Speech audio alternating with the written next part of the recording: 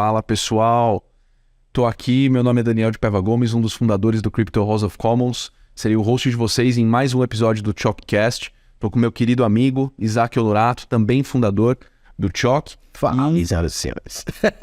A ideia hoje é falar um pouquinho de DAOs, né, Isaac? Fala pra gente, antes da gente entrar, porque hoje a gente tem um convidado muito especial.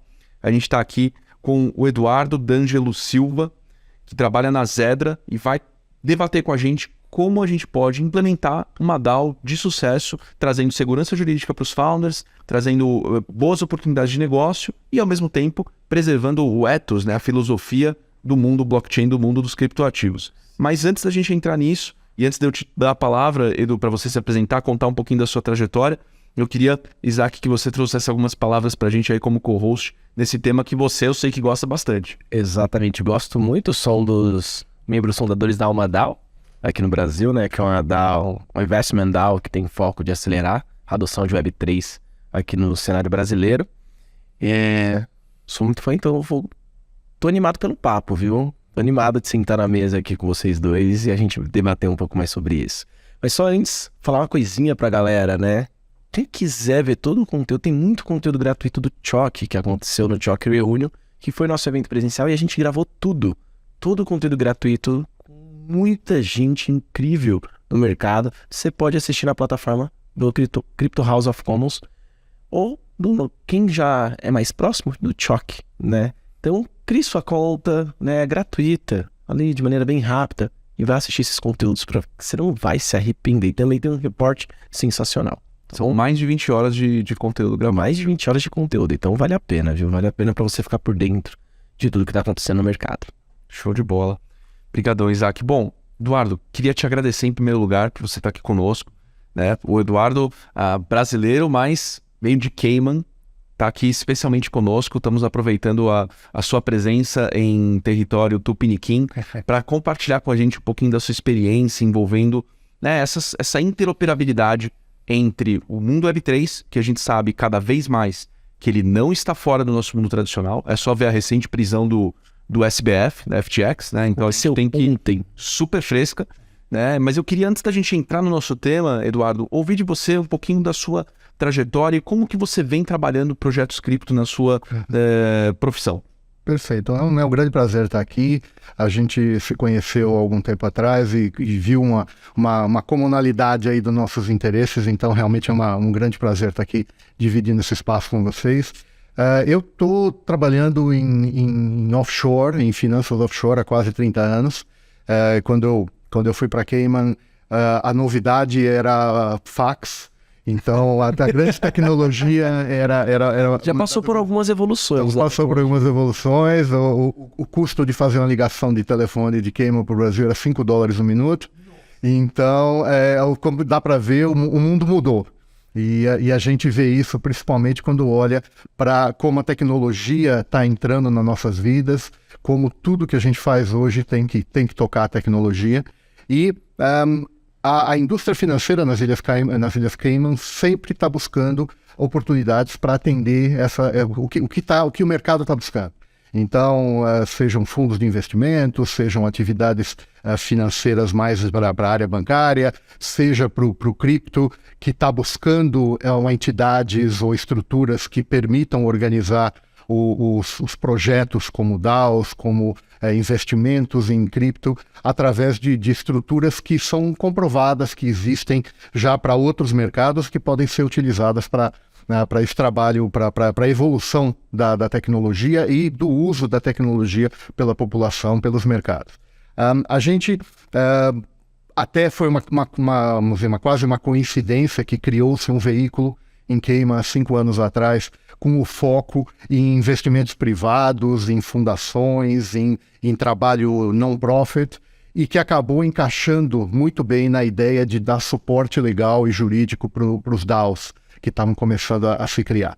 Então a gente vai conversar em mais detalhes mais para frente, mas já queria deixar um spoiler que a Foundation Company, que é essa entidade que foi criada há 5 anos atrás, está sendo de longe a entidade mais utilizada para poder tornar o DAO um veículo legal para poder fazer as atividades que o DAO precisa fazer, o contato do DAO com o mundo real e ao mesmo tempo permitir que o DAO desenvolva as suas vantagens, que são a descentralização, a flexibilidade, a oportunidade para pessoas apoiarem um projeto e ao mesmo tempo você ter o projeto andando quando você precisa assinar contratos, receber grandes, esse tipo de coisa.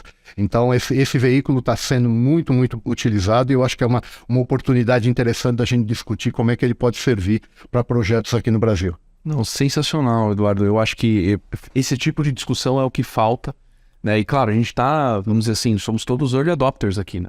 Às vezes o pessoal acha, poxa, perdi o bonde, não sei o quê, mas não, tá no começo, né? Um dia tem novidade. Então, na verdade, a gente hoje vai tratar de um instituto que existe há pouco tempo, né? É um instituto novo, mas que guarda, e ele não foi pensado para DAOs, mas ajuda bastante. Só que antes a gente tem que apertar a tecla SAP.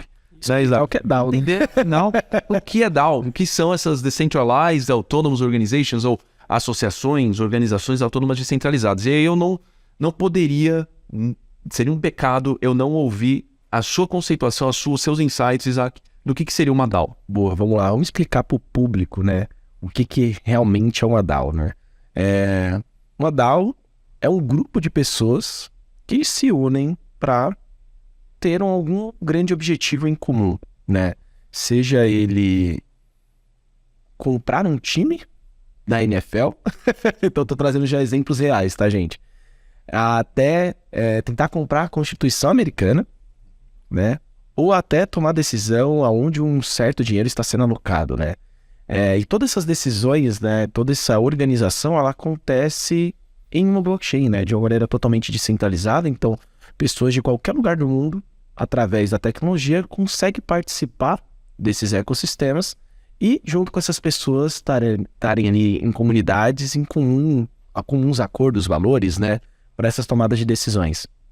Como eu falei da Alma, né, hoje eu participo da Alma, que ela é uma investment DAO, então ela é um tipo de DAO focada em ser podemos dizer, né, quase com um fundo descentralizado, né, para ter essas tomadas de decisões descentralizadas para investir em startups de Web3. E temos diversas DAO no mercado. Para até ficar mais próximo para a galera, ficou complicado ainda, Isaac. Eu gosto de comparar ela a um condomínio, né? Então, basicamente, ou até a política como a gente vive hoje, né?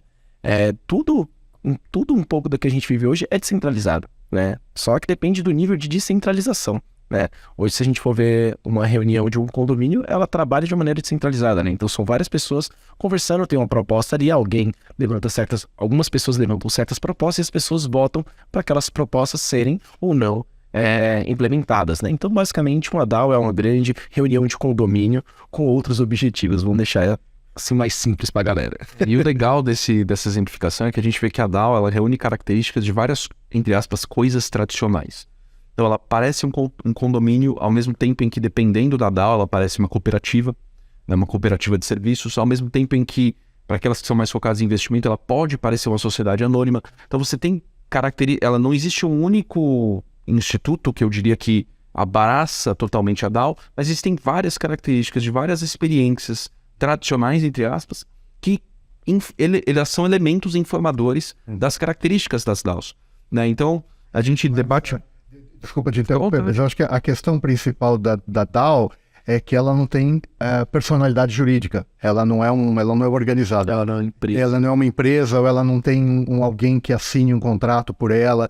E esse era o grande desafio quando você está começando a criar um DAO, uma DAO, é que você precisa fazer um contrato com um desenvolvedor de software. E aí quem assina o contrato? Ninguém que faz parte da DAO vai querer assinar sozinho e assumir a responsabilidade. Também Quem vai pagar também? Quem vai pagar? Você não vai querer que todos os membros do DAO assinem o contrato. Exato. Então, o DAO é muito bacana pela flexibilidade. Então, ele é quase como um condomínio, mas o condomínio tem personalidade jurídica. Então, eu gosto de usar o exemplo que o DAO é uma torcida organizada de futebol. Vamos ir pro jogo, vamos alugar um ônibus, eu pago o ônibus, vocês me dão o dinheiro. Agora, se chegar lá no estádio e quebrar tudo, quem é o responsável? Ninguém. Então, no futebol funciona, mas quando você quer que o DAO se desenvolva e se torne realmente um projeto, né, e o projeto avance, aí você precisa ter essa entidade jurídica para poder fazer o contato com o mundo real, o mundo jurídico.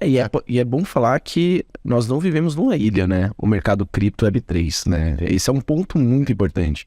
Porque o pessoal, às vezes, é muito radical, né, em certos pontos. Cara, não, é descentralizado, não precisa de nada disso, vamos fazer dessa forma e acabou.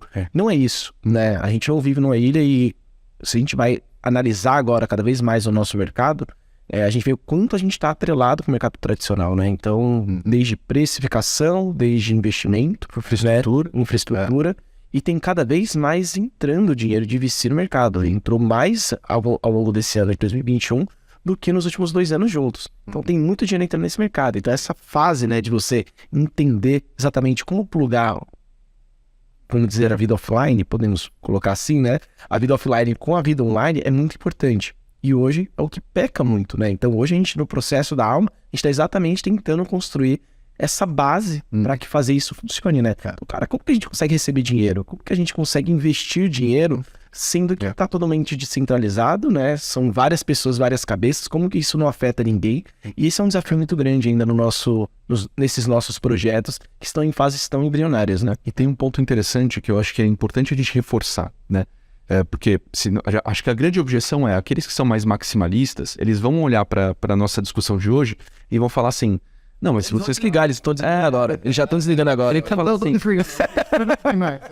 tem coisa boa para chegar, pessoal. Mas aí o pessoal vai falar assim, pô, mas se é uma DAO, como que você quer institucionalizar? Como que você quer personificar? Mas, pessoal, a gente tem que separar, né? Uma coisa é a identificabilidade de algo ou de uma coisa. Outra coisa completamente diferente é o modo como a governança vai se desenvolver. Sim. Então, o exemplo do condomínio é legal porque ele é identificável, porque ele tem um CNPJ. Mas ele é descentralizado. Então, o fato de você envelopar aquilo em alguma coisa, seja ela qual for, e a gente vai debater aqui qual que seria essa melhor coisa para envelopar, não é ruim, não quebra o ethos das DAOs. Muito pelo contrário, a gente tem que entender. DAO é governança descentralizada. O modo como você tem a governança é uma coisa. A mecânica de governança, outra completamente diferente, é o envelopamento disso. Por quê? As pessoas têm que entender, né? Ninguém é uma ilha. Ou seja, aqui se faz também e aqui se paga. Você desenvolver uma DAO despersonificada, que é a DAO pura, por assim dizer, é só uma reunião de pessoas, né? Pessoal, isso é uma sociedade em comum, ou uma sociedade de fato na terminologia mais antiga. O que significa? Todos que são naquele projeto, eles são responsáveis ilimitadamente de forma solidária. Tecla SAP.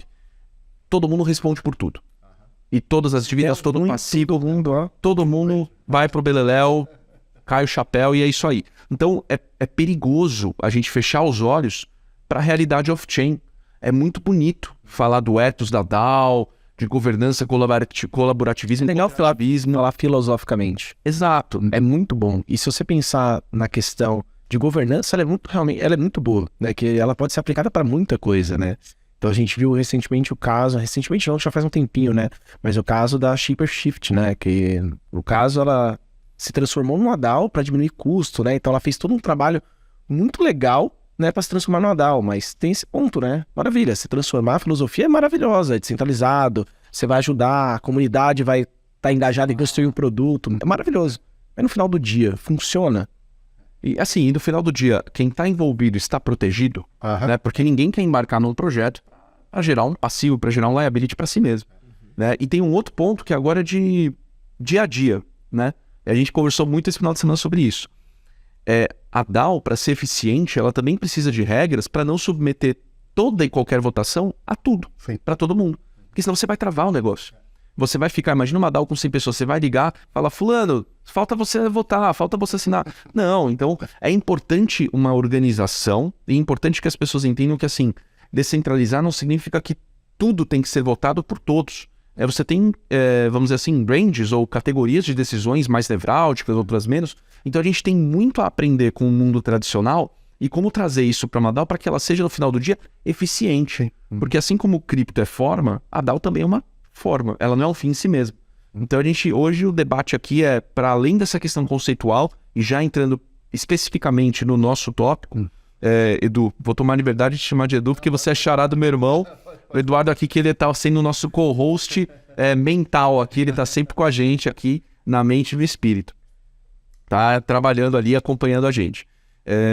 Bom, Ilhas Cayman, Edu, tem muito preconceito e desinformação envolvendo essa jurisdição, mas a gente sabe hoje, e pelo spoiler que você já deu, que ela é uma grande candidata a ser uma plataforma, por assim dizer, no sentido mais coloquial do termo, para que empreendedores tenham as suas DAOs de forma segura. Sim. Por que Ilhas Cayman? Ela é um paraíso fiscal, ela não é? O que você tem pra gente para desmistificar isso e esclarecer quem está nos ouvindo? Bom, eu acho que o primeiro conceito importante é que paraíso fiscal é uma coisa que se fala quando se quer criticar operações internacionais. As Ilhas Cayman, como muitos dos outros centros financeiros internacionais, ela oferece neutralidade fiscal. O que significa? Você monta uma estrutura lá que vai receber recursos de investidores de diversas partes do mundo, vai investir em outras partes do mundo e, enquanto esse dinheiro está trafegando, entrando e saindo pela estrutura das Ilhas Cayman, ele não é taxado.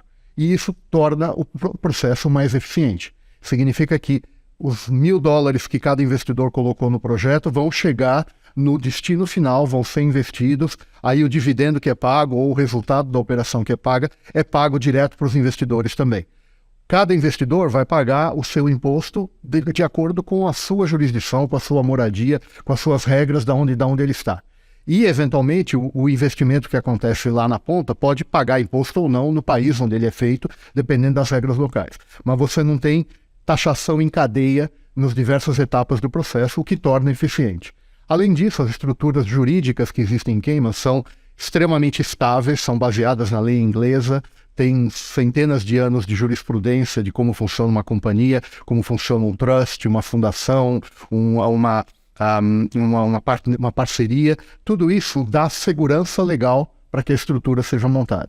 Então, as Ilhas Cayman não são a única jurisdição para se utilizar para isso, mas elas são uma das jurisdições preferidas para fazer estruturas internacionais. E aí, só para dar alguns exemplos, 90% dos hedge funds do mundo são registrados em Cayman, a grande maioria dos fundos de venture capital, de private equity, são registrados em Cayman, eles têm diretores locais para prover a governança baseada em Cayman, tem advogados, auditores, contadores, todo esse serviço de suporte está disponível lá. Isso também é uma maneira de fazer com que a indústria seja eficiente e atraia cada vez mais estruturas como essa.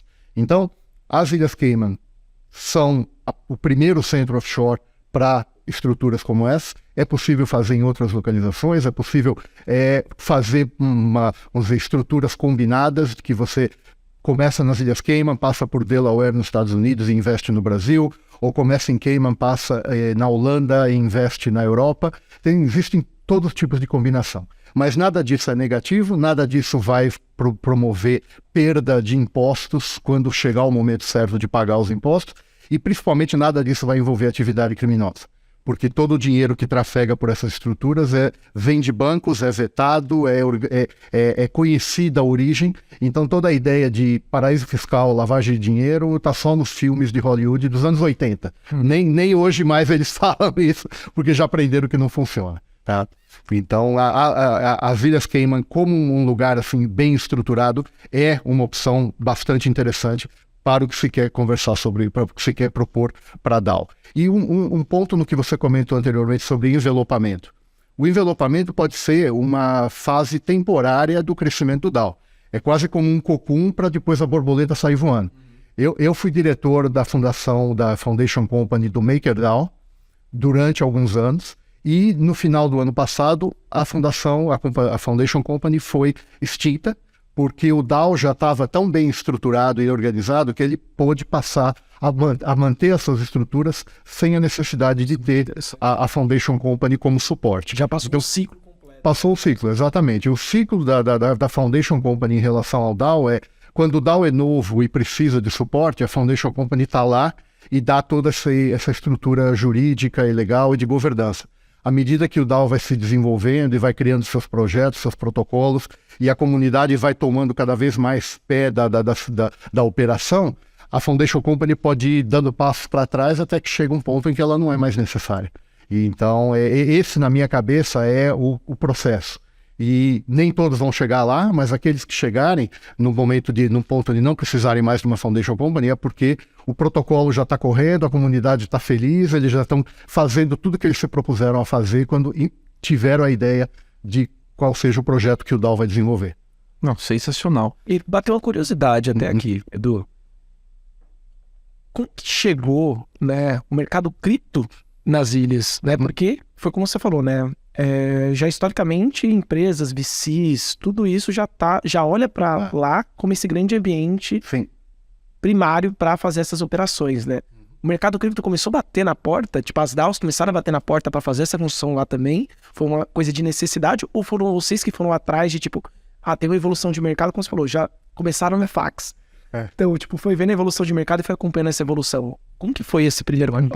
Desculpa até te cortar, mas acho que essa pergunta do Isaac tem a ver com um tópico importante, né? Do tipo, por que offshores? Ok. Bom, para dizer a verdade, eu acho que o DAO era um problema em busca de uma solução. Ou seja, a questão legal, aquele problema do DAO precisar de alguém para assinar um contrato, de alguém para poder assinar um acordo para futura entrega de tokens, esse tipo de coisa, os advogados começaram a bater cabeça. Que entidade vamos usar para isso? E, na verdade, eu já vi soluções usando trusts, tanto trusts offshore como trusts nos Estados Unidos. Eu já vi proposta de usar a companhia offshore, uma companhia simples, mas todas essas soluções têm algumas limitações. E eu acho que algum advogado brilhante lá em Cayman colocou 2 e 2 juntos e falou: eu tenho aqui uma estrutura que precisa de uma entidade que tenha certas características, que não tenha dono, que seja autônoma, que tenha liberdade de fazer certas operações. E eu tenho aqui em Cayman essa Foundation Company que foi criada para um outro propósito, para poder ser um veículo para caridade, para administração de patrimônio familiar, para planejamento sucessório, mas que tem essa característica. Ela não tem acionista, ela tem um grupo de diretores que toma as decisões, ela pode ter determinadas regras estabelecidas que os diretores vão seguir. Quem sabe, junta e funciona. E aí foi que alguns advogados começaram a olhar como estruturar a Foundation Company para operar com um DAO.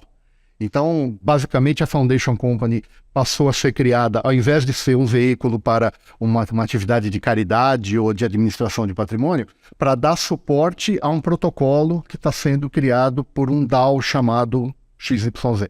E aí a Foundation Company passou a ter essa função de ser o envelope, de ser a estrutura jurídica. Mas então eu acho que foi realmente aquela coisa no inglês tem uma palavra muito bonita que é serendipity, que é aquela coisa assim que acontece meio que por acaso, porque se juntam coisas e que se encaixam, né? Então foi uma feliz coincidência, mas não foi planejado e não foi, acho que ninguém de Cayman que foi atrás vender, é que calhou que deu certo. E, Edu, você comentou assim da Foundation Company, né? Então, o que eu queria agora explorar contigo? Agora a gente estava numa horizontal, vamos dar uma verticalizada. Intuitivamente, quando a gente escuta o nome Foundation, pensa em fundação e já quer automaticamente trazer para o nosso ecossistema brasileiro e vai gerar um impacto que seria o seguinte: poxa, mas fundação não é sem fins lucrativos? O que a Foundation Company de Cayman, ela se diferencia do modelo que a gente está acostumado no Brasil, e por que essa estrutura ela faz sentido para uma DAO?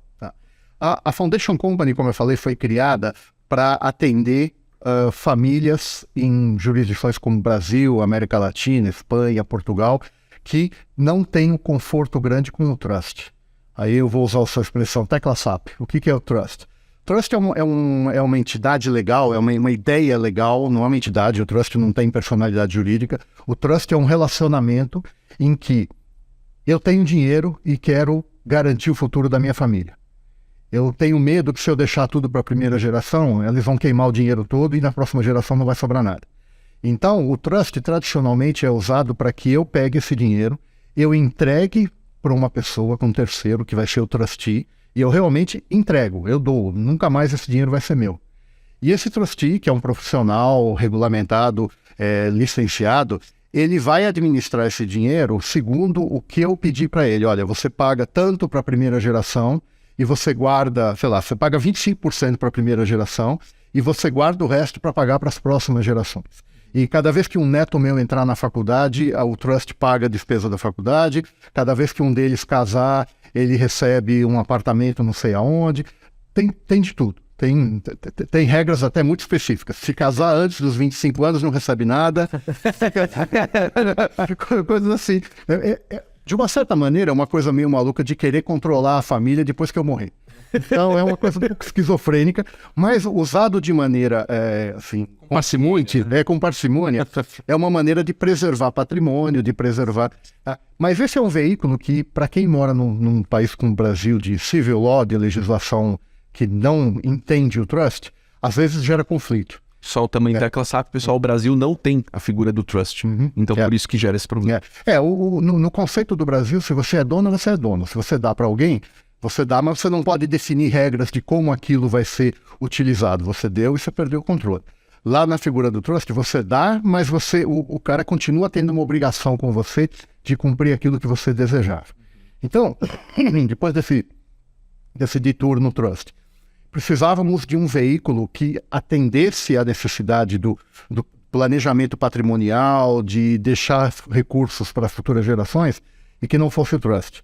A fundação eventualmente funciona, mas a fundação também não é o veículo que existe na legislação de Cayman. Então ia ter que se criar toda uma jurisdição, toda uma jurisprudência, um veículo diferente. Então alguém também teve uma ideia interessante de pegar uma companhia normal, uma companhia offshore, que seria o equivalente a uma limitada no Brasil, e dar para ela algumas características da fundação.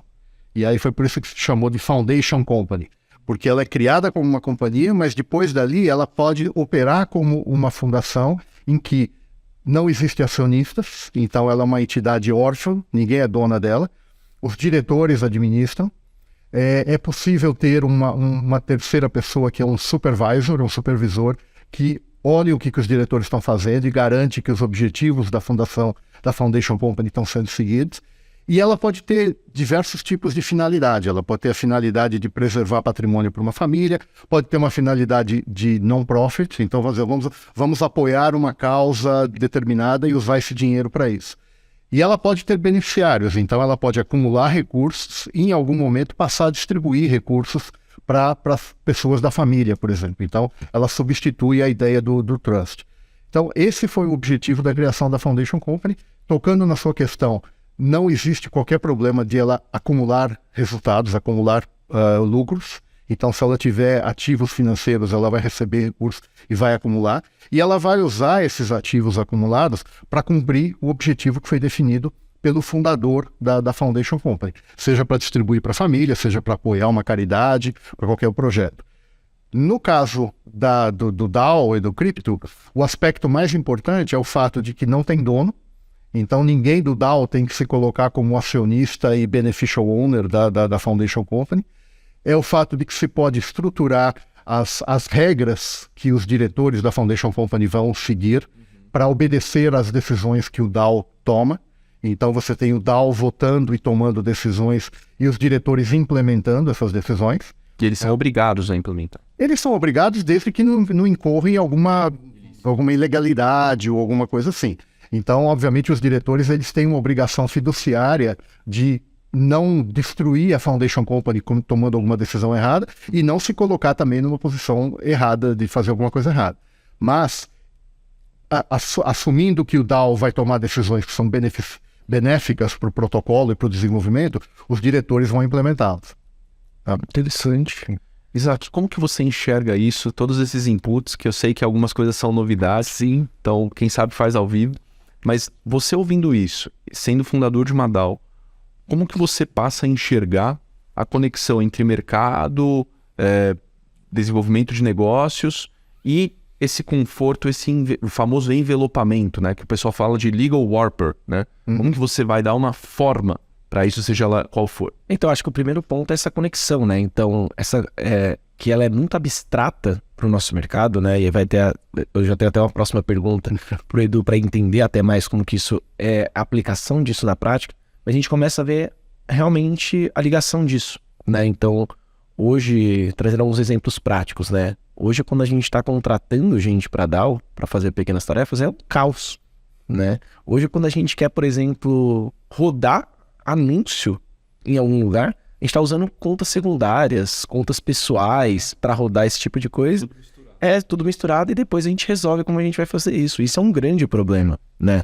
Então, o grande ponto disso é a gente começa a ver a ligação do mundo tradicional com o mundo descentralizado, né? e começa a ver formas de projeto realmente sendo estruturados, né? Levantando capital, levantando investimento, né? Fazendo distribuição. Então, agora eu quero até trazer isso para um ambiente mais palpável, né? Quais foram os cases que usaram essa estrutura, né? Você já mencionou a MakerDAO, né? Para quem não conhece, a MakerDAO é um dos principais protocolos do mercado. Ela usou essa estrutura exatamente para fazer essa ligação com o mundo? O que foi esse processo? Bom, o MakerDAO já estava em operação, já tinha o seu DAO em andamento, já tinha uma quantidade bastante grande de recursos. Uma DAO despersonificada. Uma DAO despersonificada e operando no ambiente cripto. Mas eles estavam justamente enfrentando esse tipo de dificuldade que você mencionou, de fazer pagamentos, assinar contratos, receber recursos e ter que ter algum tipo de formalização dos recursos. Até só para a galera entender, se vai fazer tudo tipo de uma maneira ímpar, né? A DAO teria que pegar investimento, talvez em stablecoin ou alguma outra cripto, até para trazer isso para o mundo físico ia ser complexo, porque aí você não sabe de onde você está recebendo. Então começa a virar um caminho conturbado, tá, gente? Então, por isso que esse é um ponto muito importante. Porque se você pensar, cara, eu tô levantando um projeto, mas eu preciso de capital para colocar. Vou precisar de R$1 milhão para levantar essa DAO. Maravilha, como que eu vou captar? Acabou, você já tem um grande ponto de interrogação. Na física não dá. Não, vou fazer via cripto então, né? Vou receber tudo via cripto. Maravilha. Só que aí quando você tem que pagar uma pessoa, então você tem que também pagar via cripto. Mas você vai conversar com o fornecedor que não aceita cripto. Então como que você vai trazer isso para... Você começa a ter muitos problemas operacionais disso, só para todo mundo entender o grande problema que a gente está falando aqui, né? Você falou, no início, quando apenas um pequeno grupo, o cara usa a conta dele do Google para fazer um pagamento, ou para fazer uma propaganda, ou fazer o que for, mas chega uma hora em que a coisa ganha um certo volume, você desenvolveu o seu protocolo, as suas programações. Aí você precisa contratar um auditor para checar, para ver se não tem furo na programação. Esse auditor vai ser uma empresa grande, vai ser gente que vai cobrar muito para fazer esse serviço e não vai querer receber um pagamento em cripto sem qualquer... E fora que você precisa ter um contrato com ele para poder estabelecer exatamente o que ele vai fazer e que resultado ele vai te dar. E quem vai assinar esse contrato? Então, nesse momento, o pessoal da MakerDAO foi procurar uma firma de advogados. Provavelmente, eles começaram conversando com os advogados deles nos Estados Unidos, que estavam orientando o trabalho que eles faziam lá. E os advogados americanos contrataram ou entraram em contato com os advogados em Cayman, que apresentaram a solução da Foundation Company. E aí, então, criou-se a Foundation Company. A minha empresa faz o trabalho justamente de incorporar companhias e de dar o endereço legal da companhia. Então, esse é o nosso trabalho básico nessa linha de negócio. Lá na Zedra. Lá na Zedra. Então, a Zedra faz esse tipo de incorporação, de o que a gente chama de Register Office, que é o espaço, o local legal de endereço da empresa. E a Foundation Company precisava também de diretores. Eles queriam diretores em Cayman. Eles tinham diretores em outras localizações, já tinham um grupo de diretores, mas eles queriam também ter algum diretor baseado em Cayman. E aí, então, eu fui convidado para ser um diretor.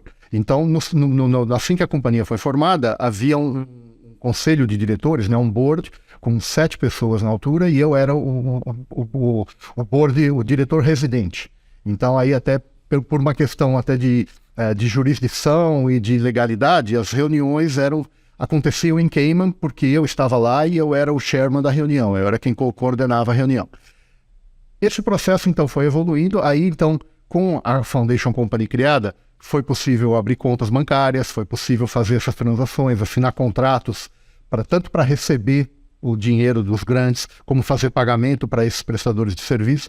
Todo esse processo passou a correr, a conexão com o mundo off-chain, como vocês falam, passou a acontecer através da Foundation Company.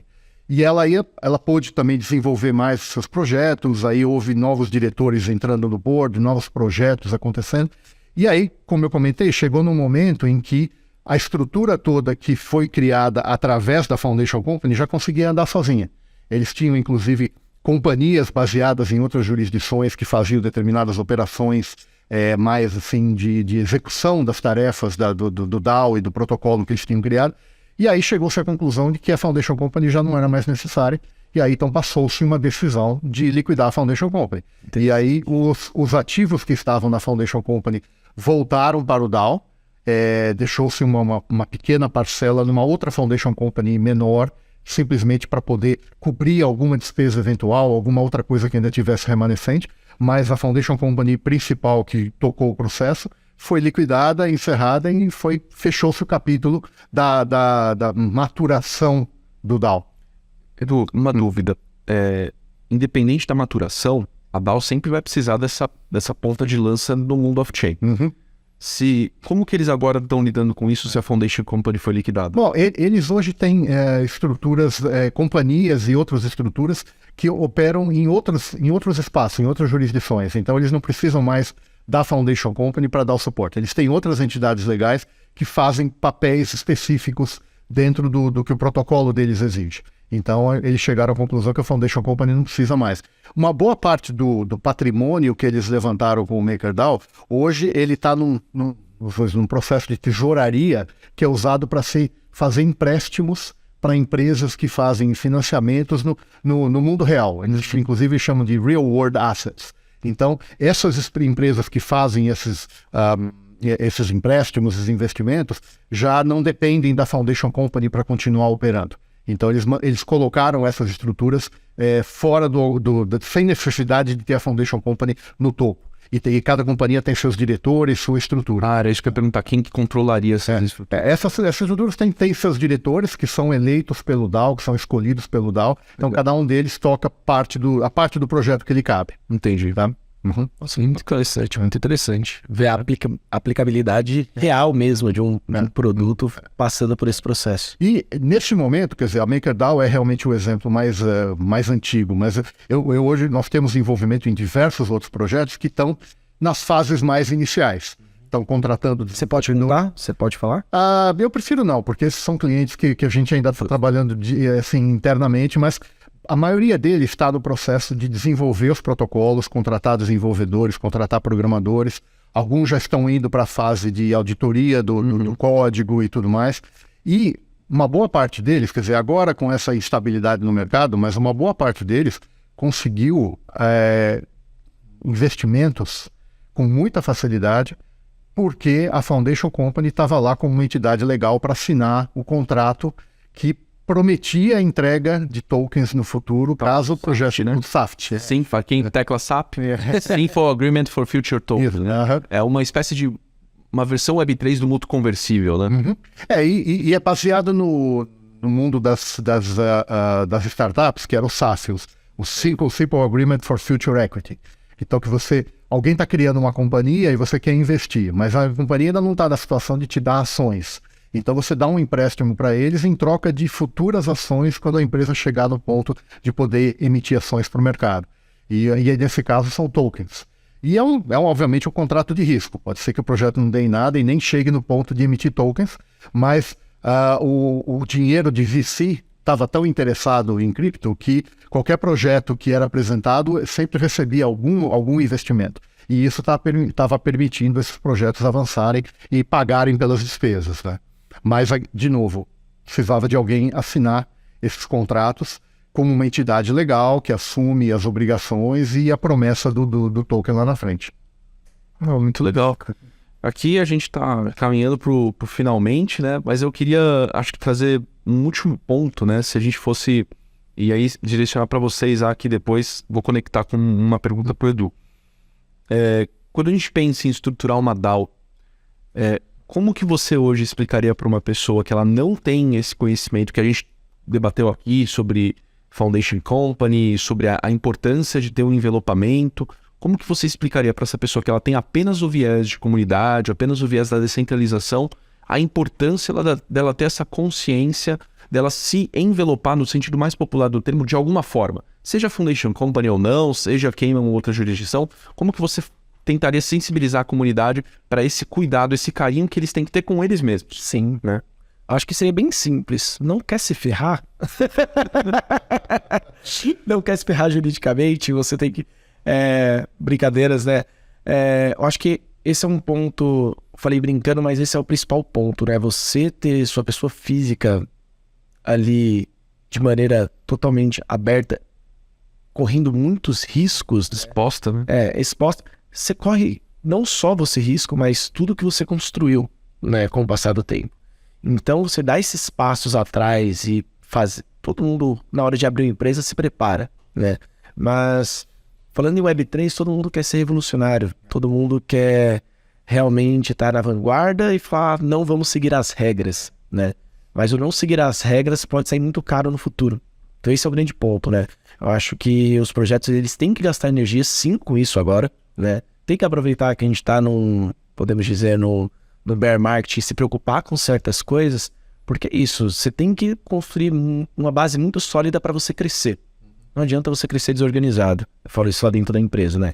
Não adianta a gente crescer desorganizado, porque lá na frente a gente vai ter que arrumar toda a bagunça que está atrás, né? Acho que é o mesmo processo aqui, né? Se você quer realmente construir um protocolo, né, correto para o mercado, que vai ser usado por grandes empresas, e a gente tem grandes cases no mercado fazendo bons produtos e bons serviços, né? Você precisa preparar esse ambiente jurídico para que tudo ocorra bem, né? Então, basicamente a galera, você pensa no produto, né? Dá um passo atrás e pensa também. Eu demorei para começar a prestar atenção nisso também, né, na empresa. Como que a gente começa a olhar para a parte jurídica, né? Primeiro a gente só vai fazendo, e isso é a última coisa que a gente olha, né? É muito importante, principalmente o Web3, a gente olhar para isso. Não, sensacional. Eu acho que se eu fosse traduzir isso para uma frase curta, não se preocupe apenas com o business plan. Pense também no seu legal plan. Sim. Né? Você precisa entender e se Ninguém é organizar. aconselhado a olhar para o legal plan. Ninguém é olhar. Sempre é o papo, né? Desculpa os dois, mas sempre é o papo, não vou perguntar para o advogado, ele não vai deixar eu fazer. Exatamente. É sempre assim, depois a gente vê com ele, pede desculpa, né? Pede desculpa depois e ele vai resolver. É sempre isso. Eu costumo brincar muito com o Eduardo, meu irmão, agora. A gente fala assim, você já me ouviu falar isso várias vezes, né? Que os advogados são como dementadores no Harry Potter. Eles entram no ambiente, sugam a felicidade, sugam a criatividade de todo mundo. Mas em certa medida, né? Claro, se você tiver o apoio de profissionais, como por exemplo o Eduardo que está aqui com a gente, que tem esse olhar sensível às peculiaridades do cripto, não vai ser aquela abordagem do não, do bola preta, do não pode fazer. Vai ser uma abordagem de interoperabilidade, de acomodar, né? Olha, talvez não dê para fazer exatamente do jeito que você quer, mas aqui existe essa estrutura que pode acomodar em certa medida. Então você consegue ter, não talvez o melhor dos dois mundos, mas algo muito próximo disso. Então, abordagens maximalistas que gerem uma postura bélica, né? Uma postura de atrito. Não, eu não quero envolver com o advogado, não quero o regulador. Não. Entendam, pessoal, a gente vive... Você é residente no Brasil? Tudo bem, você não escolheu nascer aqui, mas você está submetido à legislação brasileira. Quer queira, quer não. Exatamente. Né? Esteja no mundo on-chain ou off-chain. Então, é importante ter esse carinho consigo mesmo. Eu diria, assim, é um cuidado com a sua própria pessoa, do tipo, vou desenvolver um projeto, vou baixar a minha, talvez, essa coisa reativa, né? Que você bem colocou, eu não quero advogado. Baixa um pouco isso, escute o outro lado, por quem realmente tem uma abordagem neutra tecnologicamente, quem não vai criar artificialidade para vender uma solução inútil, né? Então, hoje, esse nosso episódio mostra muito isso. Né? Tudo é linguagem. Uma coisa é a linguagem humana, em que você socialmente se organiza num projeto. Outra coisa é a linguagem computacional, que vai ser um instrumento para aquela DAO. E outra coisa é a linguagem jurídica. Então são camadas. A gente está acostumado a falar em camadas no mundo Web3, né? Layer 1, Layer 2, então Ethereum, Polygon, etc. Em fazer negócios no mundo Web3 também é uma questão de camadas. Né? Faço aqui uma referência ao Shrek. Né? Tudo é uma cebola. Então, com isso, pensando nessa cebola Web3, Edu, o que você falaria, assim, uma lição de casa? Poxa, você que está aqui nos assistindo e está pensando, eu quero ter uma DAO, eu quero criar uma DAO, quero criar um projeto. O que você diria que seria, pensando não só no business plan, mas pensando nesse cuidado de tudo isso que a gente falou, se você fosse sintetizar isso para trazer essa pílula informacional, como você enxerga hoje o que uma pessoa tem de se preocupar e seguir em termos de step by step para ter uma DAO de forma segura? Bom, eu acho que a gente tocou bastante nesse aspecto. Primeiro, eu não sou advogado, sou engenheiro. Então, como engenheiro, eu olho para a segurança. E eu acho que se você tem uma ideia de negócio, você obviamente tem que considerar de que maneira você vai proteger esse negócio. Você tem que pensar que ele vai dar certo. Então, quando ele der certo, qual é a melhor maneira de usufruir o resultado? E isso acontece até no mundo das startups, no mundo que não é exatamente cripto, que a pessoa começa uma empresa, aí dá super certo, aí ele pensa, eu acho que eu deveria ter montar essa empresa em offshore, porque daí eu vou ter resultado lá e vou poder obter esse resultado lá fora. Aí já está meio tarde, porque daí você já fez o resultado aqui no Brasil, você já está dentro do ambiente da taxação fiscal brasileira.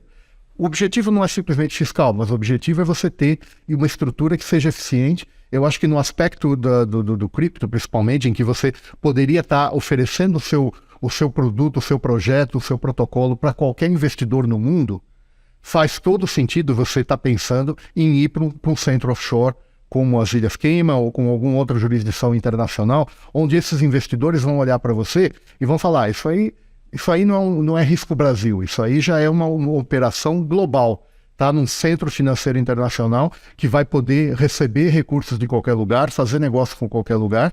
E acontece que o fundador, os primeiros desenvolvedores nasceram no Brasil ou moram no Brasil, mas o projeto já é global, porque ele já está num centro financeiro que opera com qualquer lugar do mundo, em qualquer moeda, em qualquer cripto, com uma estrutura que é transparente para qualquer lugar da onde vierem os investimentos.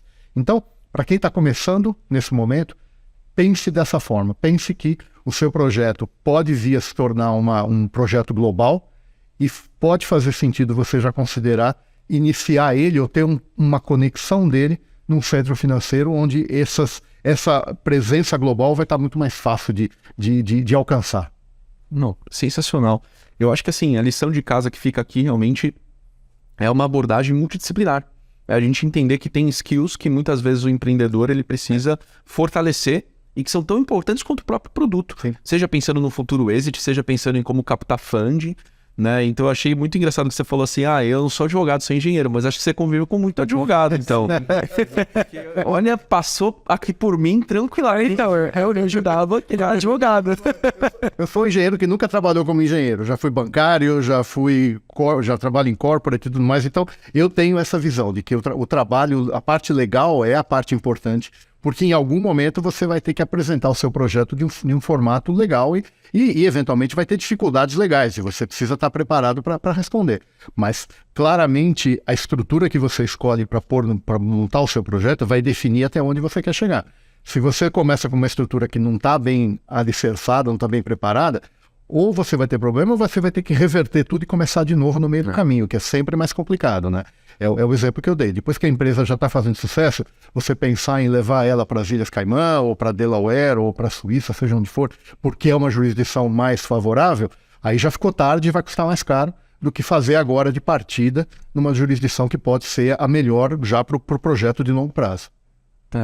Na prática, é planejamento. A gente sempre volta para a ideia do planejamento e o mundo 3 é muito rápido, né? Como é 24/7, 365, a gente fica com esse FOMO, o Fear of Missing Out. Então, você sente que você tem que tracionar o produto, que senão vai perder o bonde, vai perder a chance. Só que numa dessas, você toma decisões erradas, inconscientemente, né? Por desconhecer o tema, e é natural que isso aconteça. E depois a reversão, ou se ela não é inviável, ela é demorada e cara.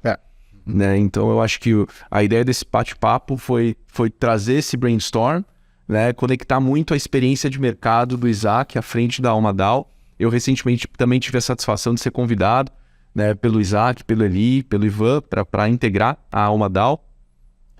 Convido todos então a nos assistirem e reassistirem, porque aqui tem muito ouro que foi trazido pelo Eduardo da Zedra, Eduardo D'Angelo Silva.